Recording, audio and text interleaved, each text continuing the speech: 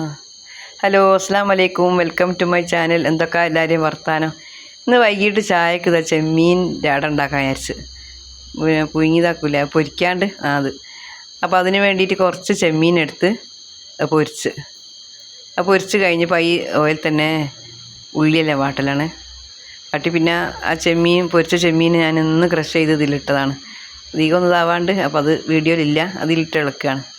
ഒന്നും കൂടി നന്നായിട്ട് ഉള്ളിൻ്റെ ഒപ്പം യോജിച്ച് വരുമല്ലോ. അപ്പോൾ ഇന്ന് വൈകിട്ട് ചായക്ക് ഇതുണ്ടാക്കാൻ വിചാരിച്ച്. പൊരിച്ചത് കടികളോട് അത്ര ഇഷ്ടം കുറവാണ് വല്ലപ്പോഴും. അത് ഇങ്ങനത്തെ കടികളാണ് ഇഷ്ടം, പുഴുങ്ങിയെടുത്ത് അങ്ങനെ അവിയിൽ വേവിച്ചെടുക്കുന്നത്.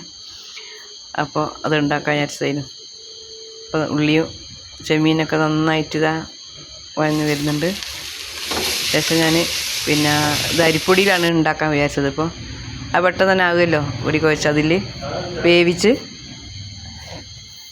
എടുത്ത് പെട്ടെന്ന് കഴിയും അത്.